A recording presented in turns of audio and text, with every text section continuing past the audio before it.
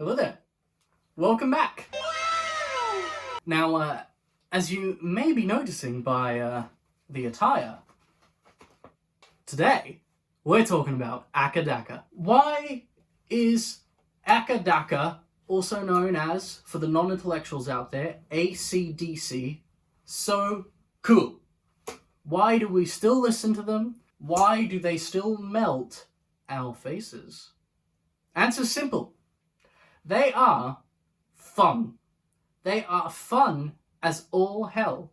And their rock and roll is so pure, it speaks to people on a primal level.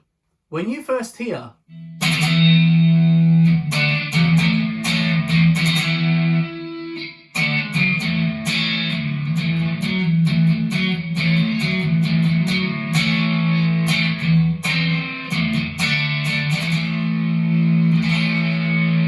you know you're in for a fucking party, I'll tell you that much. AC/DC is maybe my introduction to rock and roll, and as an Australian myself, technically, they hold a special place in my heart for bringing our country into the limelight in the 70s.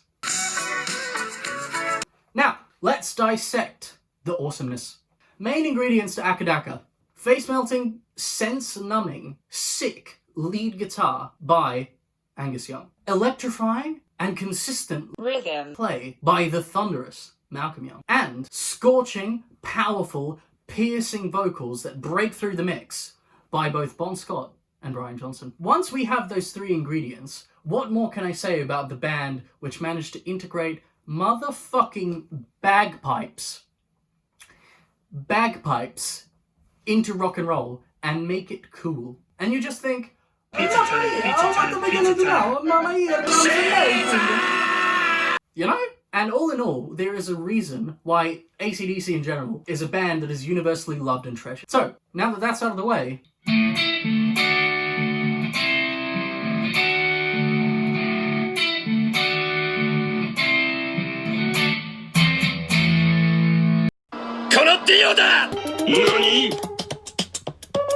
firstly, we have simple and absolutely loud and electrifying riffs and guitar parts, accompanied by the streaking vocals, accompanied by the originality of the brutally loud and screeching vocals of both frontmen.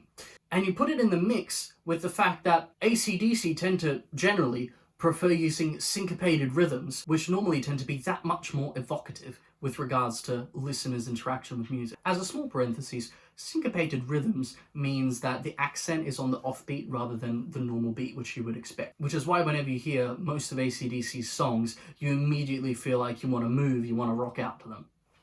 Now, before going any further, let's quickly address some of the critiques that I may have heard from AC/DC over the years. Oh, but it's always the same thing. Oh, you've heard them once, you've kind of heard them all. Oh, but don't you get bored of just listening to power chords all the time? The answer is fuck that. The main attraction to AC/DC is the fact that they have the balls to find originality using the simplicity that they so aspire to continue having. There are various interviews that Angus has had throughout the years where he specifically says, if you're trying to play an AC/DC riff and you think it's hard, then you're probably playing it wrong. That, in my opinion, is the appeal. It is simple music that you're pretty much always going to find enjoyable, and carried by the characteristic syncopathic rhythm, you're immediately going to feel charged up and electrified. But I've used the word electrified and electric a couple of times so far. Let's dive into that. Why do AC/DC have such a thunderous sound? See, many people believe it's because there is a high use of gain or distortion or even overdrive. I've seen a couple of videos behind the scenes of what actually happens under the hood in an AC/DC concert live. And most often what will happen is that Angus doesn't really use any pedals. He doesn't really use anything too special. And he's pretty much used the same equipment consistently for about 30 years. If it ain't broke, don't fix it. Obviously, SG. High output humbuckers, and plug straight into a Marshall. Simple enough. How to take it a step further. Don't put any pedals in. Keep the gain relatively low. Put it at about 3, and don't go too crazy. What you're gonna want to do is use the age-old technique of the Young Brothers and get your little volume and tone knobs. You're gonna want to turn your tone at about 8, and your volume is going to go pretty high. You're going to keep it almost at max the whole time. Having a high output guitar at max volume immediately going through a Marshall amplifier, that is the secret. It is fun, it is energizing, and yeah, it just works.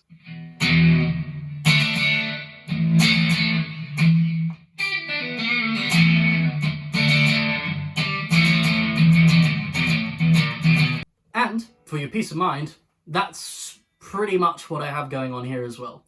Only main difference is that I did put a small amount of fuzz on in the background to try to compensate the fact that I'm playing on single coils and, you know, and not besmirch the excellent name and tone of AC/DC. What next, you may say? What else can I say about such a rock-hard band throughout the years, which has proved itself time and time again? Ha! Well, the most underrated aspect of the entire group. Malcom Young. The entire band, although the appeal and the light was mostly shining on Bon Scott or Brian Johnson's amazing vocals, or maybe carried by Angus Young's amazing tone, and Angus's amazing tone and licks founded in the blues, but expanded and rethought to the degree that he did. No, the key to the band is Malcom. Malcom Young revolutionized rhythm guitar playing and made it cool. He had the most steady rhythm guitar playing of pretty much any guitarist in the modern age. Although some of you may be sitting there thinking, oh, how hard can it be to play rhythm in the background? There's two things to consider. From a musical perspective, it garners a lot more respect to be able to consistently play on the rhythm, on the beat, and provide backup for the band, rather than be at the front, always hogging the line. For example, one of, in my opinion, the sickest rhythm parts Malcom played throughout the years, we can see in Thunderstruck. Now, as Angus is doing the whole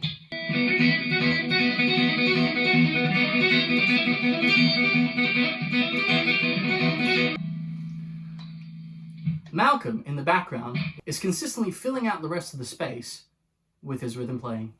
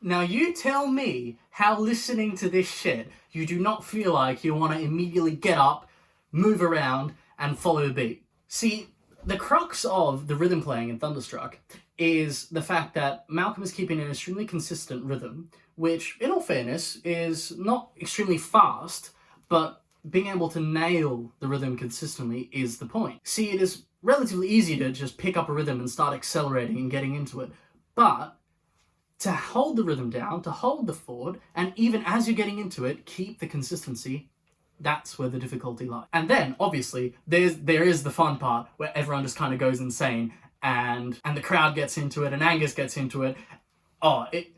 Sorry, I love AC/DC, they're really good. And that is how you get the thunderous impact of AC/DC as a band. All in all, I hope I didn't waste too much time with my spiel today, but I just wanted to make a quick video about AC/DC, and just being able to say that even in 2020, no matter what happens, if you pull up High Voltage, the album, or the song's amazing, and put it on, everyone is going to listen to it. And hopefully I managed to put into words why AC/DC has such a mass appeal and how it just grabs you by the guts and instinctively tells you, hey, I'm sick, you should rock out. And in a time in which there appears to be a trend of aiming for musical complexity, we go back to a time in which a band showed you that even simple things could knock your shoes. That's about it. Thank you for popping in.